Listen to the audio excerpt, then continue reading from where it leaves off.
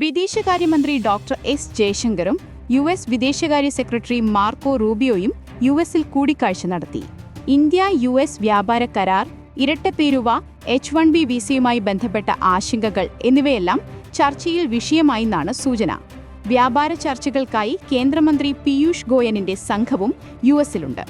UN പൊതുസഭാ വാർഷിക സമ്മേളനത്തിന്റെ പശ്ചാത്തലത്തിൽ സൗദിയും ഫ്രാൻസും സംഘടിപ്പിച്ച ഉച്ചകോടിയിൽ പലസ്തീന രാഷ്ട്രപദവി അംഗീകരിച്ച് ഫ്രാൻസ് പ്രഖ്യാപനം നടത്തി. കൂടുതൽ രാജ്യങ്ങൾ സമാന പ്രഖ്യാപനം നടത്തുമെന്നാണ് വിവരം. ഇസ്രയേലിന്റെയും യു.എസിന്റെയും ശക്തമായ എതിർപ്പ് മറികടന്നുള്ള നയതന്ത്ര നീക്കം പലസ്തീനിന്റെ ആത്മവിശ്വാസം വർദ്ധിപ്പിക്കും. അതേസമയം ഉച്ചകോടി വെറും സർക്കസാണെന്നും അത് ബഹിഷ്കരിക്കുമെന്നും ഇസ്രയേൽ പറഞ്ഞു. യു.എസും ഇസ്രയേലിനു പിന്തുണ പ്രഖ്യാപിച്ചു. ബ്രിട്ടൻ അടക്കം ബഹുപക്ഷം യൂറോപ്യൻ രാജ്യങ്ങളും പലസ്തീന അംഗീകാരം നൽകിയിട്ടുണ്ട്. ഇസ്രയേലിന്റെ സഖ്യകക്ഷിയായ ജർമ്മനിയും ഇറ്റലിയും വൈകാതെ പ്രഖ്യാപനം നടത്തുമെന്നും സൂചനയുണ്ട്. വെസ്റ്റ് ബാങ്ക് കൂട്ടിച്ചേർക്കാനുള്ള നടപടിയുമായി മുന്നോട്ടു പോയാൽ ഇസ്രയേലുമായുള്ള നയതന്ത്ര ബന്ധം വെട്ടിച്ചുരുക്കുമെന്ന് UAE മുന്നറിയിപ്പ് നൽകി.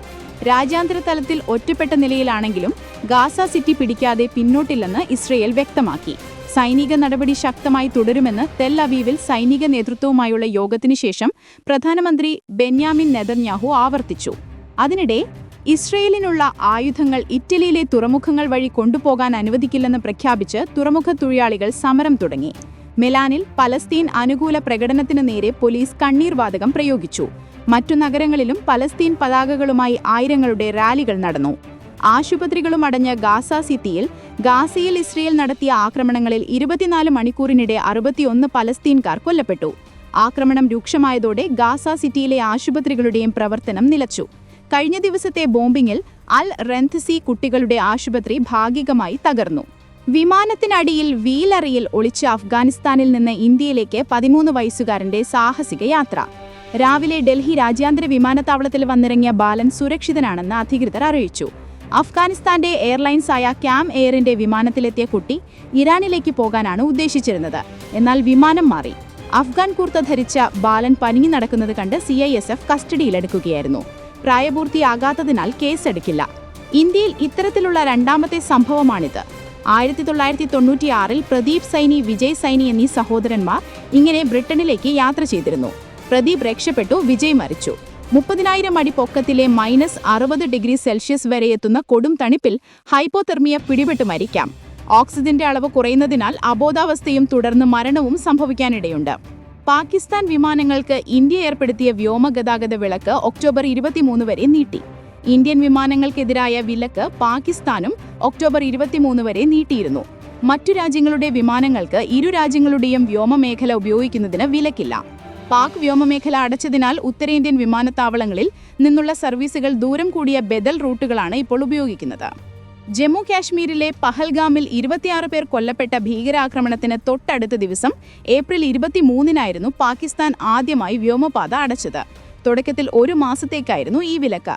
ഇതിന് മറുപടിയായി ഇന്ത്യയും ഏപ്രിൽ 30-ന് പാകിസ്ഥാൻ വിമാനങ്ങൾക്ക് വ്യോമപാത അടക്കുകയായിരുന്നു. പഹൽഗാം ഭീകരാക്രമണത്തിന് തുടർന്ന് സിന്ധു നദീജല കരാർ ഇന്ത്യ റദ്ദാക്കിയതിനു ശേഷമാണ് പാകിസ്ഥാൻ വ്യോമപാത അടയ്ക്കാൻ തീരുമാനിച്ചത്. 150-നടുത്ത് ഇന്ത്യൻ വിമാനങ്ങളാണ് ഓരോ ദിവസവും പാകിസ്ഥാന്റെ വ്യോമപാതയിലൂടെ ദിനംപ്രതി മറ്റു രാജ്യങ്ങളിലേക്ക് പോയിക്കൊണ്ടിരുന്നത്. ട്രാൻസിറ്റ് ഗതാഗതം ഏകദേശം 20% കുറഞ്ഞുകയും ചെയ്തു. കുടിയേറ്റ നയത്തിൽ മാറ്റം വരുത്താൻ ഒരുങ്ങുകയാണ് UK-യും ചൈനയും. UK-യിലേക്ക് ആഗോള പ്രതിഭകളെ ആകർഷിക്കാൻ പ്രധാനമന്ത്രി കെയർ സ്റ്റാർമർ പദ്ധതിയിടുന്നുവെന്ന് രാജ്യാന്തര മാധ്യമങ്ങൾ റിപ്പോർട്ട് ചെയ്യുമ്പോൾ പ്രൊഫഷണലുകളെ ആകർഷിക്കാൻ വിസ നടപ്പാക്കാനാണ് ചൈനയൊരുങ്ങുന്നത്.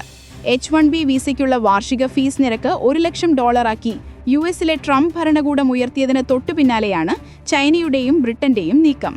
വിസ ഫീസ് ഒഴിവാക്കാനുള്ള ചർച്ചകൾ UK ആരംഭിച്ചതായും യു.എസിന്റെ കുടിയേറ്റ നിയന്ത്രണ നടപടി വിജയമാക്കാൻ ശ്രമങ്ങൾ ആരംഭിച്ചതായുമാണ് റിപ്പോർട്ടുകൾ. ലോകത്തെ വിവിധ രാജ്യങ്ങളിൽ നിന്നുള്ള മികച്ച ശാസ്ത്രജ്ഞരെയും അക്കാഡമിക് വിദഗ്ധരെയും ഡിജിറ്റൽ വിദഗ്ധരെയും UK-യിലേക്ക് ആകർഷിക്കാനുള്ള നയങ്ങൾ രൂപീകരിക്കാനാണ് തീരുമാനം. ലോകത്തെ മികച്ച 5 സർവകലാശാലകളിൽ പഠിച്ചവരോ അഭിമാനകരമായ പുരസ്കാരങ്ങൾ നേടിയവരോ ആയ ആളുകളെക്കുറിച്ചാണ് നമ്മൾ സംസാരിക്കുന്നതെന്ന് UK-യിലെ ഔദ്യോഗിക വൃത്തങ്ങളെ ഉദ്ധരിച്ചുള്ള റിപ്പോർട്ടിൽ പറയുന്നു.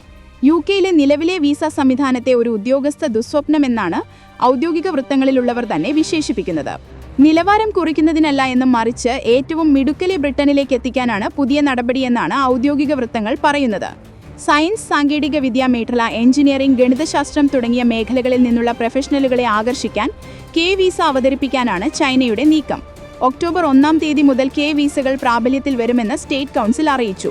വിദേശത്തു നിന്നുള്ള യുവ ശാസ്ത്ര സാങ്കേതിക പ്രതിഭകൾക്ക് വേണ്ടി പ്രത്യേകമായി രൂപപ്പെടുത്തിയതാണ് കെ വിസ എന്ന് ചട്ടത്തിൽ മാറ്റം വരുത്തിക്കൊണ്ടുള്ള ഉത്തരവിൽ വ്യക്തമാക്കുന്നു.